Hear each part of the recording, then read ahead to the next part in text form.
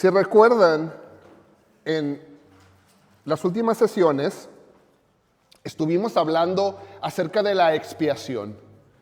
Estuvimos hablando acerca de lo que Cristo hizo por nosotros. Hablamos de lo que Él logró con la expiación. Hablamos lo que le costó la expiación.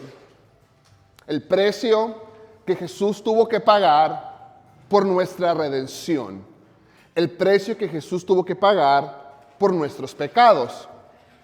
Y el punto aquí con la redención, o en general la idea de la redención, es que nosotros como humanos estábamos condenados. Había un precio que tenía que ser pagado, un precio del pecado, y alguien tenía que pagarlo. Romano nos dice que la paga del pecado es la muerte. Había un precio de muerte que tenía que ser pagado. Y ese fue el trabajo de expiación que Jesús hizo. Tomó nuestro lugar y pagó ese precio que demandaba la justicia de Dios. De nuevo, ya estudiamos esto muy a profundidad, los últimos dos estudios, pero ahora queremos ver la aplicación de esa redención. ¿Qué fue lo que Jesús ganó por nosotros? Ese precio que pagó, ¿qué es lo que nos da? En una forma práctica, ¿cómo aplica esa obra que Jesús hizo en la cruz por mí, por cada uno de nosotros? Es la aplicación de la redención. Y lo vamos a dividir, este tema, que es un tema profundo, lo vamos a dividir en tres partes. Vamos a ver la aplicación de la redención en cuanto al pasado, al presente y al futuro. La aplicación tiene efectos, o hay partes de la aplicación de la redención que aplican en el pasado, o sea, que ya sucedieron, cosas que están aplicando hoy, que aplican hoy para todos los cristianos, y cosas que van a aplicar en el futuro, en el presente, en cosas que todavía no han sucedido. En el pasado, para alguien que es cristiano, esto ya pasó. ¿Qué es lo primero que tiene que suceder? El llamamiento del Evangelio. Para que la redención pueda ser aplicada a una persona, lo primero que sucede es el llamamiento del Evangelio. Después viene la regeneración y luego viene la justificación. Y estas tres cosas que están en el pasado, por lo regular suceden una inmediatamente después de la otra. Viene el llamamiento del Evangelio y lo reciben, eres regenerado y eres justificado. Pero son cosas que están en el pasado. Nosotros que somos cristianos, son cosas que ya pasaron. Es una aplicación de la redención que ya sucedió. Pero luego en el presente, una vez que fuimos llamados por el Evangelio, que fuimos regenerados y que fuimos justificados, el día de hoy estamos viviendo o estamos trabajando en la santificación. La santificación es el presente de la aplicación de la redención. Y durante toda nuestra vida vamos a estar trabajando en nuestra santificación. Y por último, la redención tiene una aplicación que todavía no se ha llevado a cabo, que está en el futuro. Y esa es nuestra glorificación. Pero cada uno de estos puntos son aspectos de la redención que aplican personalmente para cada uno de nosotros. Y vamos a ver cada uno de ellos a profundidad. Entonces, ¿cuántos son? Son 5. Por lo menos vamos a estudiar 5 sesiones en este tema, en la aplicación de la redención. Y el primer punto que vamos a ver es el llamamiento del Evangelio. Es lo primero que tiene que suceder para que la redención pueda ser aplicada en la vida de un cristiano.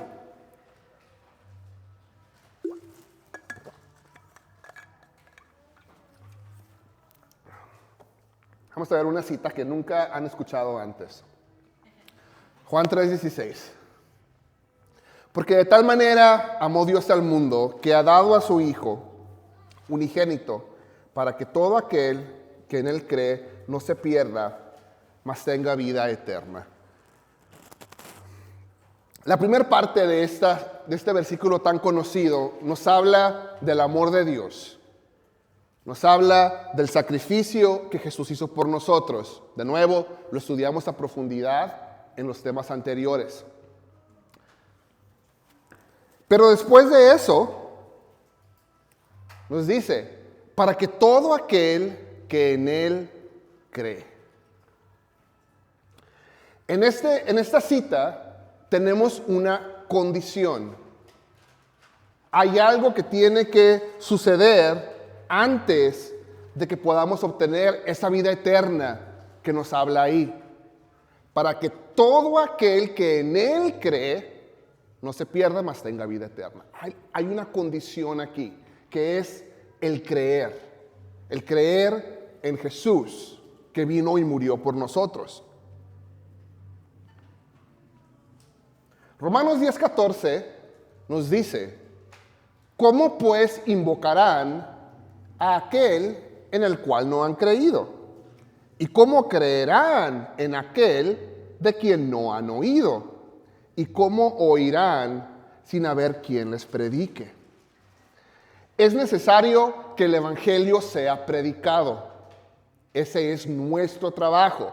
Como iglesia, este debe de ser uno de nuestros propósitos principales, el predicar el evangelio. ¿Por qué es necesario que se predique el evangelio? Porque la gente necesita escuchar. Cuando la gente escucha ese evangelio que es predicado, es entonces que puede creer en Jesús.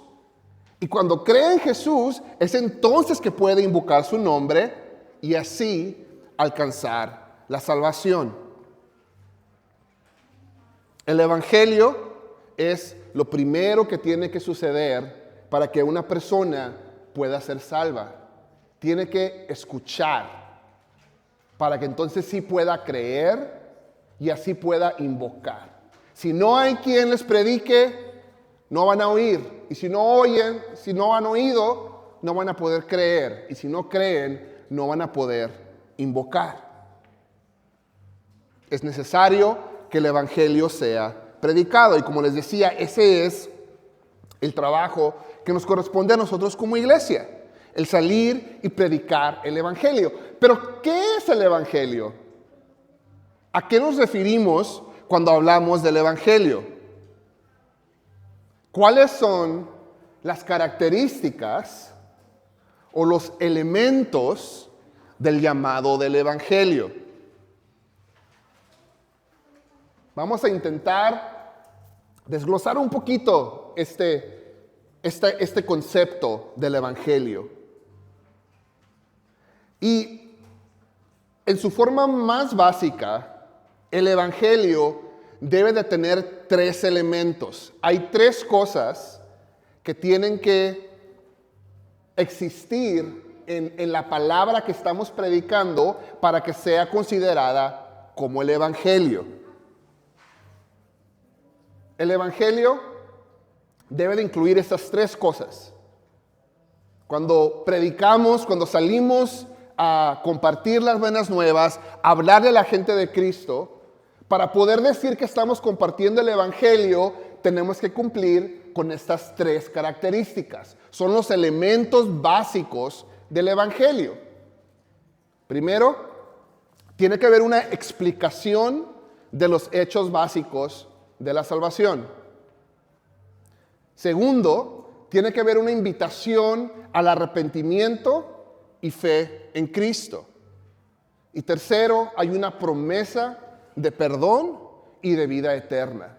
En su forma más básica, esto es el evangelio. Son los 3 elementos que deben de existir en nuestra predicación del evangelio para que sea completo, para que sea correcto. Vamos a verlos una por una. Entonces, en primer lugar, tiene que haber una explicación de los hechos básicos de la salvación.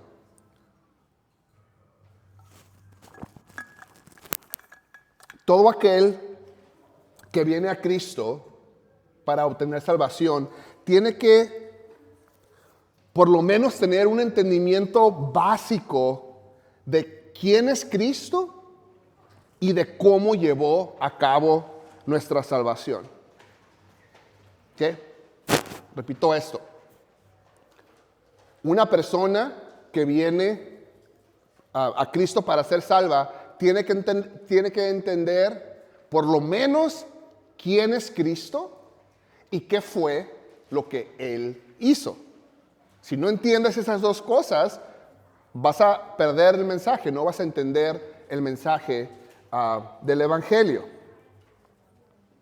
Por lo tanto, una explicación de los hechos básicos de la salvación tiene que incluir lo siguiente. Estamos yendo desde lo más general a lo más específico. Entonces, en tema general estamos viendo cuáles son los elementos básicos de la salvación. Y el primero es que debe haber una explicación de los hechos básicos de la salvación. ¿Cuáles son? Son los siguientes, son tres. Lo primero que tenemos que decirle a alguien cuando le estamos compartiendo el Evangelio es hacerles ver que todos los seres humanos son pecadores. Romanos 3:23. Pues todos han pecado y están privados de la gloria de Dios.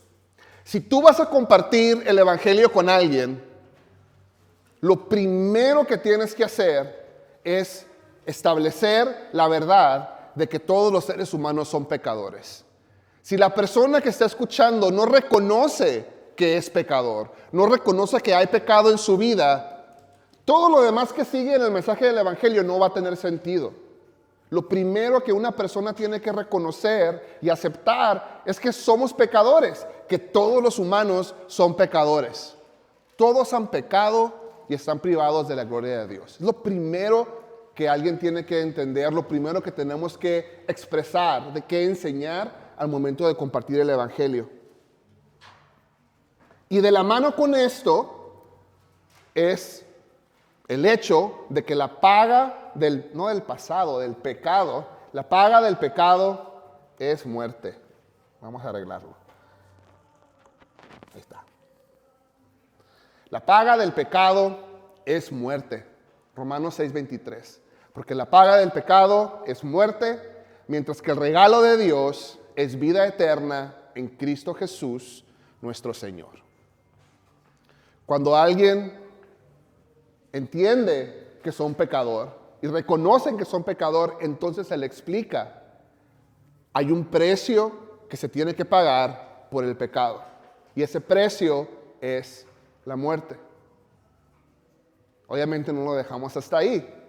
Romanos 6:23 al final nos dice, mas la dádiva, mientras que el regalo de Dios es vida eterna en Cristo Jesús, nuestro Señor.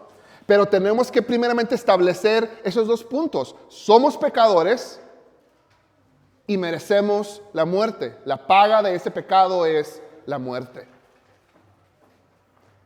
Pero luego terminamos haciéndoles ver que Jesucristo murió para pagar el castigo por nuestros pecados. Romanos 5:8. Pero Dios demuestra su amor por nosotros en esto, en que cuando todavía éramos pecadores, Cristo murió por nosotros. Estos son los hechos básicos de la salvación. Es lo primero que tenemos que enseñar y lo primero que alguien tiene que entender para poder recibir la salvación. Y cualquier predicación del Evangelio tiene que incluir estas tres verdades. Todos somos pecadores, merecemos la muerte, esa es la paga de nuestro pecado, pero Jesús murió para pagar el precio por nuestros pecados. Estos son los hechos básicos de la salvación. Y todos ellos, todos estos tres puntos son los que nos lleva a el punto número 1, una explicación de los hechos básicos de la salvación. Tenemos que explicar esto primeramente. Sin embargo, el que una persona entienda estos puntos, que entienda estas verdades, y que incluso esté de acuerdo con estas verdades, no es suficiente para alcanzar la salvación.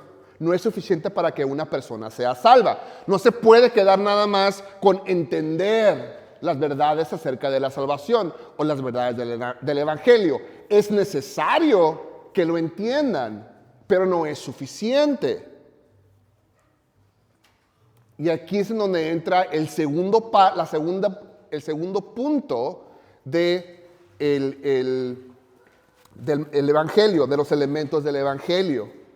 Tiene que haber una invitación al arrepentimiento y fe en Cristo. Una vez que la persona ha entendido estas verdades del Evangelio, ahora tiene que venir una invitación al arrepentimiento y a la fe en Cristo.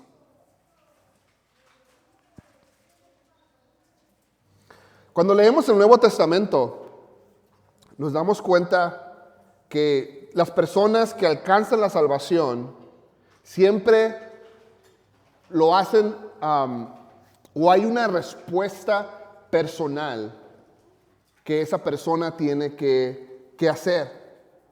Viene la invitación del Evangelio y hay una respuesta que esa persona tiene que hacer. Y tenemos un ejemplo muy hermoso de esta invitación en las palabras de Jesús. Y Jesús lo deja bien claro. Está esta idea de, hay una invitación, te estoy invitando, pero tú tienes que aceptarlo, tú tienes que recibirlo. Mateo 11, del 28 al 30. Venid a mí, todos los que estéis trabajados y cargados, y yo os haré descansar. Llevad mi yugo sobre vosotros y aprended de mí, que soy manso y humilde de corazón, y hallaréis descanso para vuestras almas, porque mi yugo es fácil y ligera mi carga. Es una invitación que Jesús les está haciendo a las personas. Venid a mí, te voy a dar descanso. Pero esta invitación es importante que cuando le hablemos a las personas, entiendan que estas palabras, esta invitación que Jesús hizo, sigue siendo real.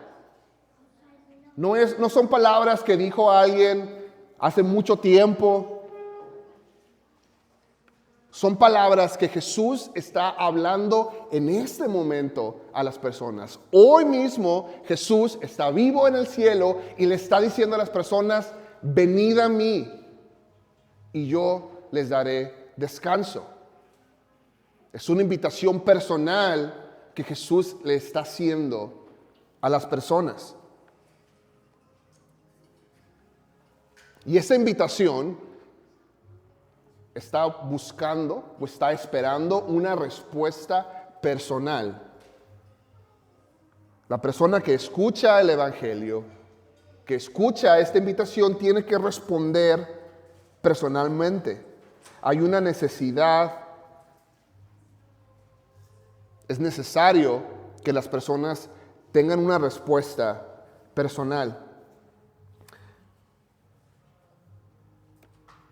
Juan 1, del 11 al 12, nos habla de cómo es necesario que la gente responda. No es suficiente con el oír y entender. Tiene que haber una respuesta. A lo suyo vino y los suyos no le recibieron.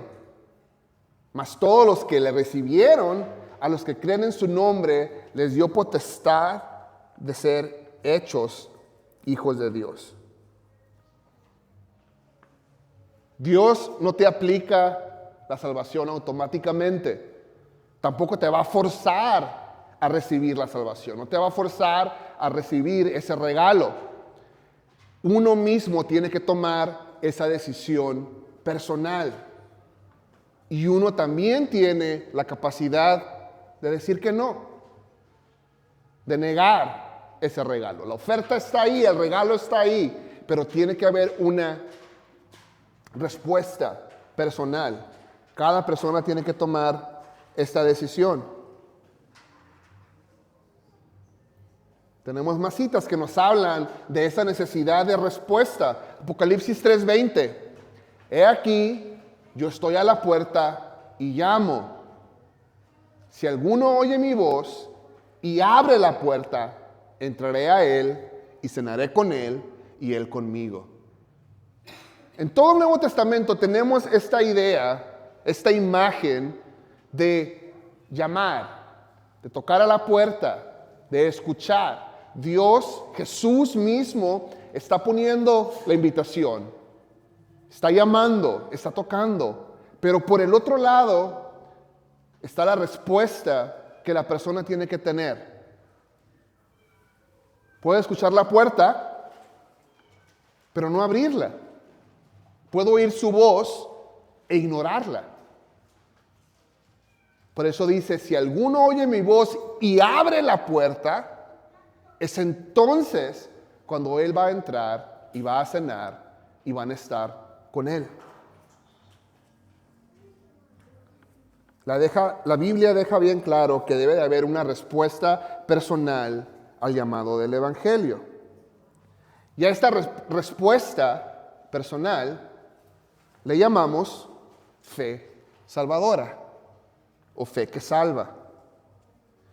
Y la fe que salva va más allá de solamente creer en Cristo. ¿Qué es lo que conlleva la fe que salva? ¿Cuál es la respuesta que Cristo está esperando al llamado del Evangelio? Tenemos que dejar algunas cosas claras con respecto a la fe verdadera, a la fe que salva. Primeramente, es que el conocimiento solo no basta. La fe personal, esa fe que salva, incluye más que solamente conocer. Como decíamos ahorita, es necesario que tengamos conocimiento. Tenemos que saber quién es Cristo. Tenemos que saber qué es lo que Él hizo por nosotros. Pero debe de haber más. Hay algo más que es necesario. El conocimiento solo no basta.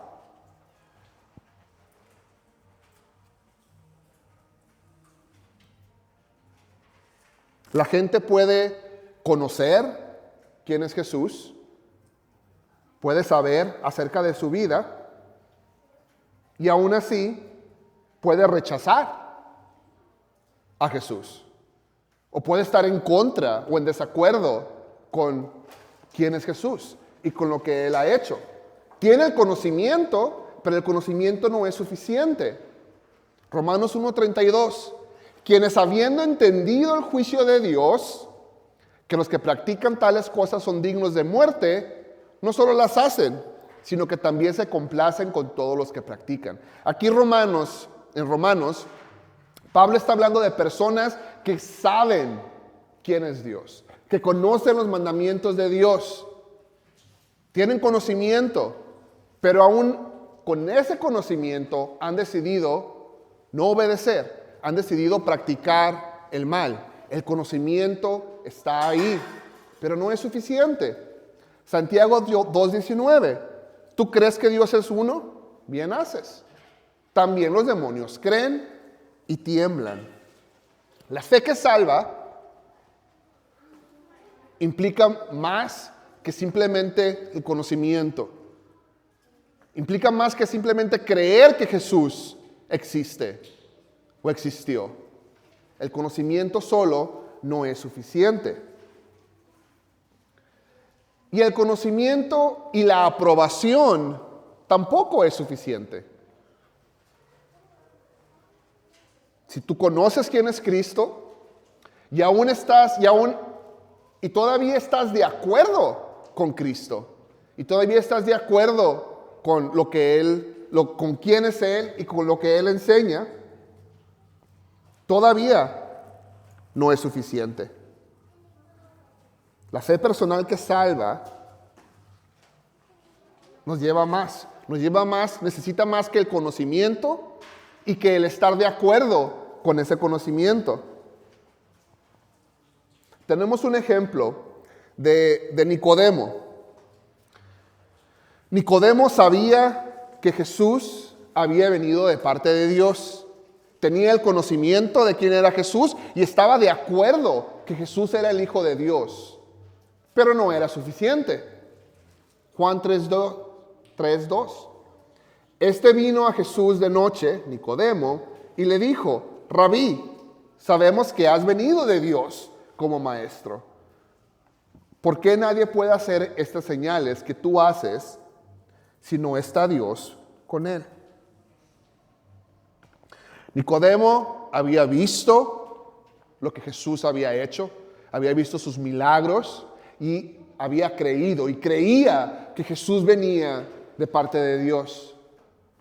Reconocía quién era Dios. Pero eso por sí solo no significa que Nicodemo tenía esa fe que salva. Todavía le faltaba poner su confianza en Jesús. El conocimiento no era suficiente. Tenía que creer en Él como su Salvador. Un poco más adelante, ¿qué es lo que le dice Jesús a Nicodemo? De cierto te digo que no nace de nuevo no puede ver a Dios. Nicodemo tenía conocimiento, sabía quién era Jesús, entendía y estaba de acuerdo con Jesús, pero todavía no era salvo, le faltaba algo más. El conocimiento y la aprobación no es suficiente, no basta. Tenemos otro ejemplo con el rey de Agripa. El rey Agripa, cuando Pablo se encontraba enfrente de él en su juicio, Pablo le dice lo siguiente: ¿crees, oh rey Agripa, a los profetas? Yo sé que crees. Tenemos este rey que creía y que estaba de acuerdo con las escrituras judías, lo que ahora le conocemos como el Antiguo Testamento. Este rey Agripa creía y sabía que era verdad, pero aún así no era salvo, no era suficiente. Vemos en el versículo 28 lo que contesta Agripa. Entonces Agripa dijo a Pablo: por poco me persuades a ser cristiano. Este rey entendía las escrituras y estaba de acuerdo con ellas, pero no había puesto su confianza en Jesús. El conocimiento y la aprobación no basta. ¿Qué es lo que hace falta entonces? Tenemos que aceptar a Jesús como Salvador. Tenemos que decidirnos a depender en Jesús para nuestra salvación. De nuevo, el conocimiento es necesario. Tenemos que conocer. Tenemos que estar de acuerdo con lo que las Escrituras dicen, con lo que Jesús dice. Pero últimamente tenemos que tomar esa decisión y aceptar a Jesús como nuestro Salvador. Y cuando hacemos esto, pasamos de ser solamente oidores y entramos en una relación personal con Jesús. Romanos 10, del 9 al 11. Que si confesares con tu boca que Jesús es el Señor y creyeres en tu corazón que Dios le levantó de los muertos, serás salvo. ¿Se dan cuenta lo que se necesita hacer? Confesar con nuestra boca que Jesús es el Señor. Y aquí las palabras que utiliza, que Jesús es el Señor, nos dan esta idea de que estamos confesando que Él es nuestro Señor. Que Jesús es mi Señor, que yo estoy por debajo de Él, que me estoy sometiendo a Jesús como mi Señor. Eso es lo que nos está diciendo este versículo. Y luego creemos, si creyeras en tu corazón que Dios le levantó de los muertos. Es un conocimiento que no es un conocimiento de mente solamente. No es un conocimiento de acá arriba, es un conocimiento del corazón. Nos sometemos a Cristo como nuestro Señor y creemos en nuestro corazón que Dios le levantó de los muertos, ponemos nuestra confianza en Él y entonces somos salvos.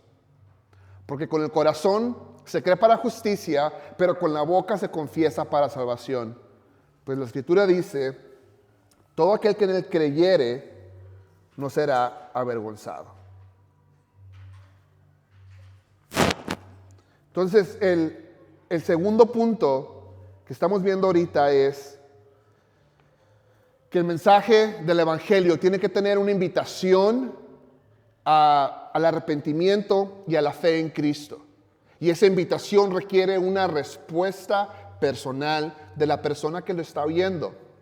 Si tú solamente sales a compartir el Evangelio y hablas de la verdad y les dices que son pecadores y la gente entiende que es pecador, entiende que el pecado necesitaba ser, el precio del pecado necesitaba ser pagado y que Jesús murió por sus pecados, si entienden esas tres cosas, pero te quedas hasta ahí, ya no compartes nada más, no les dices nada más. Si te quedas hasta ahí, el mensaje del Evangelio está incompleto. Las personas no van a poder alcanzar la salvación. Tiene que haber una invitación. Y cuando se hace esa invitación, queda claro que el conocimiento por sí solo no es suficiente. El estar de acuerdo con las Escrituras por sí solas tampoco es suficiente. Tiene que haber esta dependencia en Jesús como nuestro Salvador.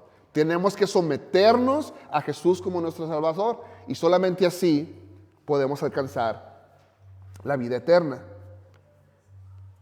Y el tercer punto que tiene que incluir el Evangelio o la predicación del Evangelio es una promesa de perdón y de vida eterna.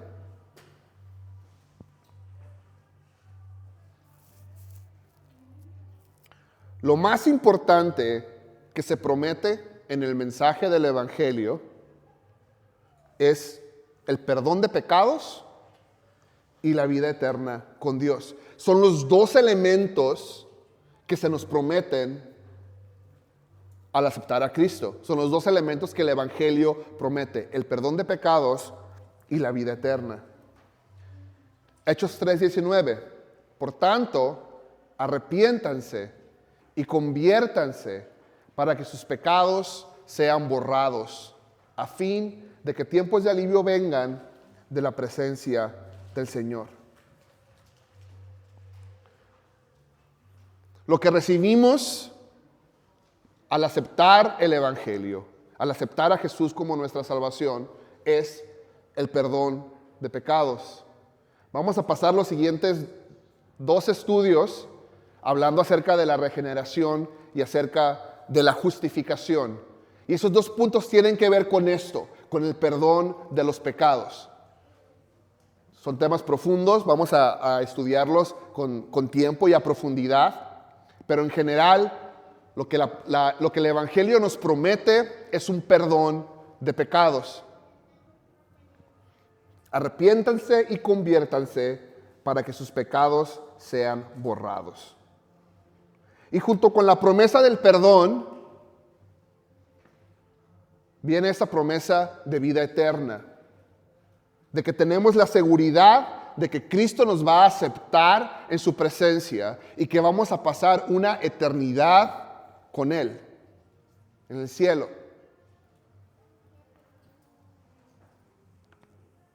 Esas son las 2 cosas que el Evangelio nos promete. Y tenemos esa seguridad de que Cristo nos va a perdonar nuestros pecados y nos va a aceptar. Juan 6:37, todo lo que el Padre me da, vendrá a mí, y el que a mí viene, no le echo fuera. El Evangelio es tan hermoso porque tenemos esa promesa de que cualquier persona que invocare el nombre del Señor va a ser salva. El mensaje del Evangelio es para todas las personas. Las promesas del Evangelio son para todas las personas, sin importar de dónde vienes, sin importar lo que hayan hecho. Cuando una persona entiende quién es Cristo, lo que Él hizo, está de acuerdo con lo que la palabra enseña y decide someter su vida a Jesús y decide reconocer a Jesús como su Señor y Salvador, tenemos la promesa de que nadie va a ser echado afuera, de que todos van a ser recibidos. El Evangelio es para todos. Es una promesa hermosa. La promesa de que nuestros pecados van a ser perdonados y la promesa de que Cristo nos va a recibir. No va a echar a nadie afuera. Para entonces sí pasar una eternidad con Cristo, con Dios, en el cielo. El Evangelio son las mejores noticias que podemos recibir. Son las buenas nuevas, que tenemos esa esperanza, que lo que Cristo hizo en la cruz aplica directa y personalmente a cada uno de nosotros. Tenemos esa promesa de perdón y de vida eterna. Entonces, cuando predicamos el Evangelio, tenemos que asegurarnos de que esos 3 puntos son enseñados y son explicados claramente. Nos aseguramos de que la gente entienda quién es Cristo, entienda que somos pecadores, que necesitamos un Salvador. Y una vez que han entendido, tiene que haber esa invitación a aceptar a Jesús. Y tiene que haber una respuesta de parte de ellos en reconocer que Jesús es el Señor, que Jesús resucitó de los muertos y en depender de Él para nuestra salvación. Lo cual conlleva una promesa de perdón y de vida eterna. Ese es el mensaje del Evangelio. Si cualquiera de esos aspectos no está presente en la predicación o en la forma de cómo estamos hablando o predicando a las personas, entonces el Evangelio no está completo, no estamos haciendo nuestro trabajo correctamente. Tiene que existir todos esos 3 puntos. Tiene que haber conocimiento, tiene que haber una invitación y tiene que haber una respuesta por parte de las personas. Si falta alguno de esos 3 elementos, el Evangelio no se está predicando correctamente y no va a la persona no puede alcanzar la salvación. Ahora, quiero hacer un paréntesis aquí. Hablábamos de la promesa del Evangelio, que era perdón y vida eterna. ¿Qué es lo que no se nos promete en el Evangelio? ¿Qué cosas no son parte de la promesa del Evangelio que en ocasiones las enseñamos como que sí fueran parte de la promesa del Evangelio?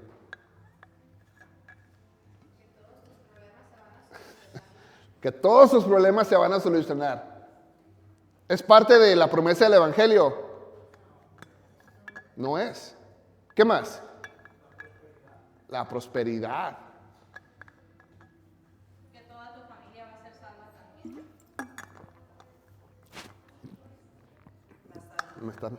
La salud. Todas estas cosas no son promesas del Evangelio. La promesa es el perdón de pecados y la vida eterna. Y con esas 2 cosas tenemos más que suficiente. No lo merecemos. No merecemos el perdón y no merecemos la vida eterna. Ya estamos recibiendo mucho más de lo que merecemos. Pero a veces, y no digo que lo hagamos de mala intención, pero muchas veces le queremos agregar cosas al Evangelio. Y queremos enseñar cosas o prometer cosas que no son bíblicas, que no son parte de la promesa que Dios nos deja bien clara en su palabra. De hecho, la Biblia nos dice lo contrario. ¿Qué es lo que dice? Sobre todo Jesús habló mucho de esto en los evangelios. ¿Qué es lo que dice lo que sí nos promete que vamos a tener?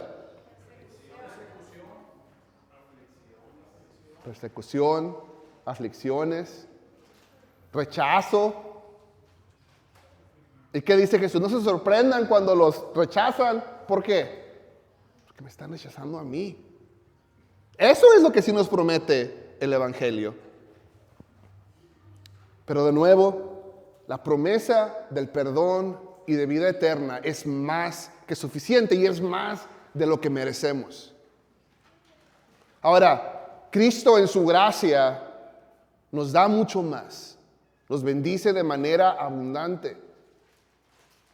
Pero de nuevo, no lo merecemos. Y si no fuera así, si solamente recibiéramos el perdón y la vida eterna, gloria a Dios, es suficiente. Con esas dos cosas tenemos para estar eternamente agradecidos con Cristo.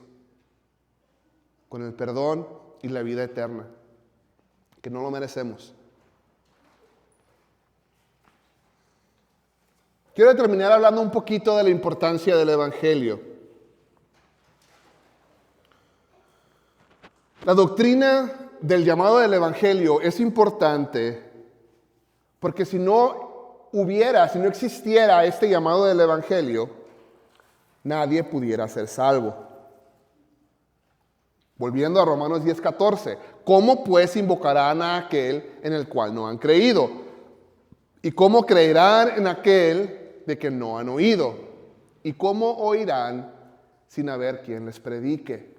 El Evangelio es necesario que hagamos nuestro trabajo y compartamos el Evangelio para que la gente escuche y pueda creer y pueda invocar el nombre de Dios. Pequeño paréntesis que quiero hacer aquí.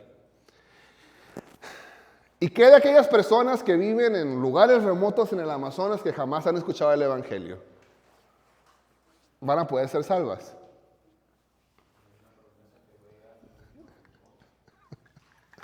Pero si mueren sin escuchar el Evangelio,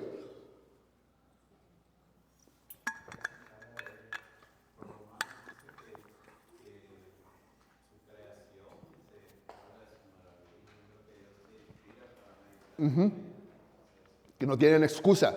Ahora, Romanos está haciendo un argumento para hacernos ver que no tenemos excusa, que todos somos pecadores y que nuestra conciencia misma nos condena. Pero Romanos ese versículo en general no nos dice si pueden ser salvos de alguna otra manera. Y no quiero tomarme mucho tiempo en eso porque es un tema complicado, es un tema donde no hay una respuesta clara. Pero lo que sí quiero decir al respecto es que si alguien que está en esas circunstancias, que nunca jamás nadie le ha predicado el Evangelio, si llegaron a ser salvos, van a ser salvos por la obra de Jesús, por lo que Jesús hizo.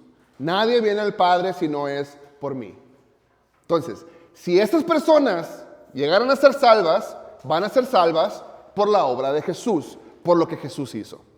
Y en segundo lugar, si estas personas van a ser salvas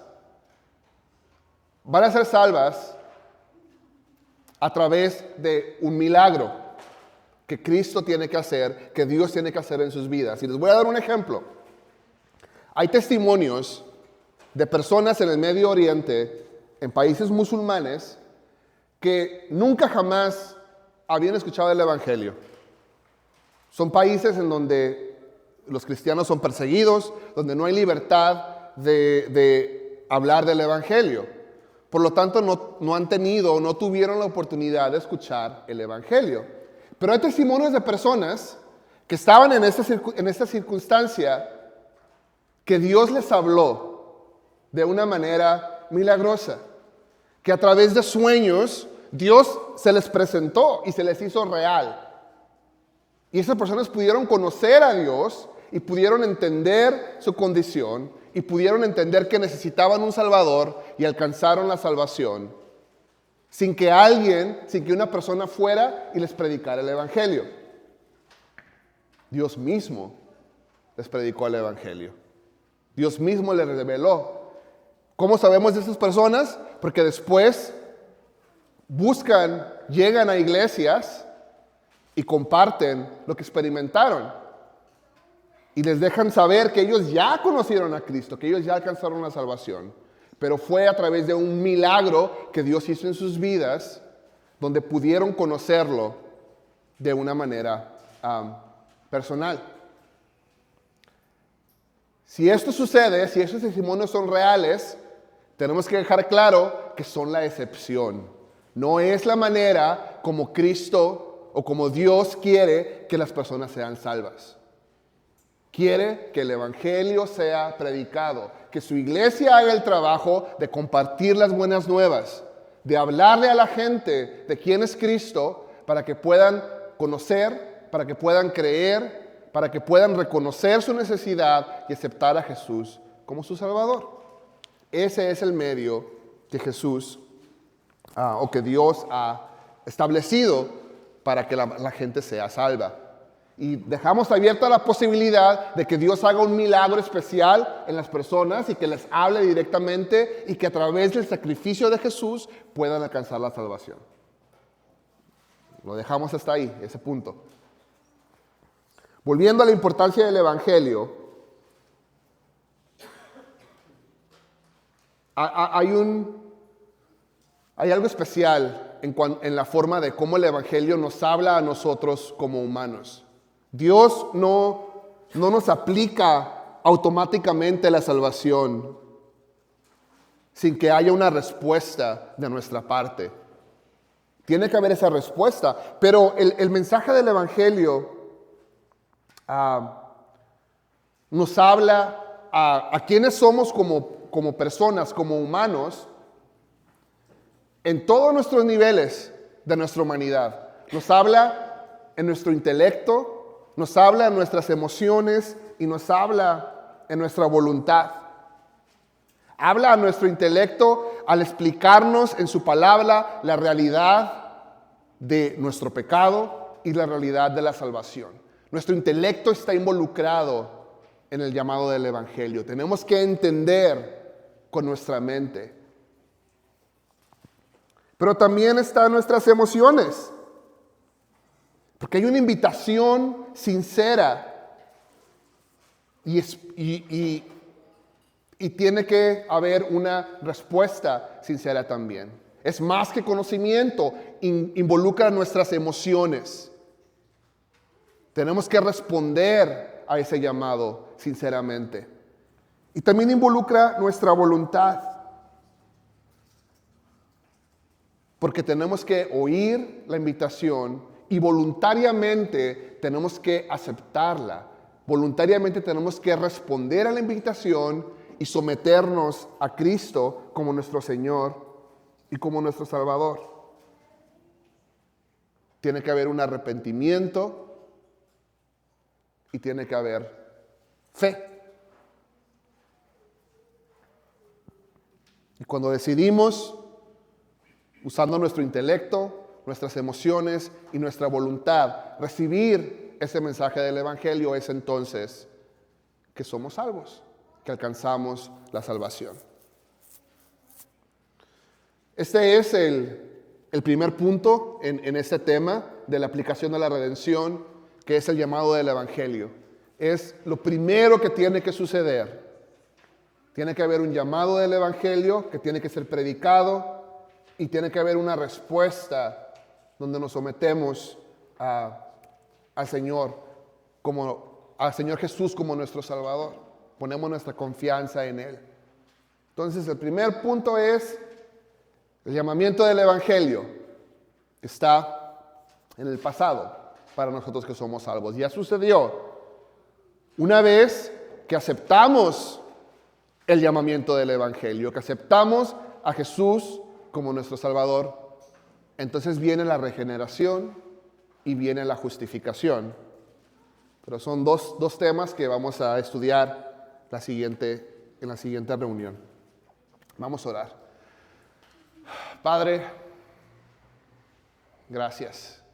Gracias por el Evangelio, gracias por las buenas nuevas.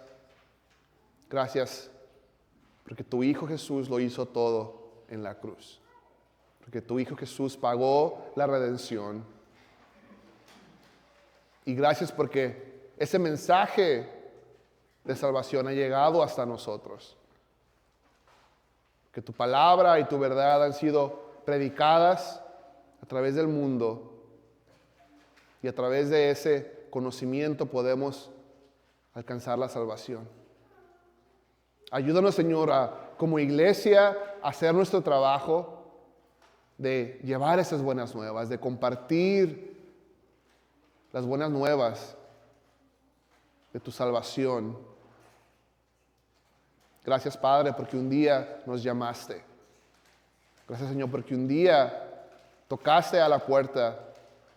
Pudimos escuchar, pudimos entender, pudimos recibir ese regalo de gracia.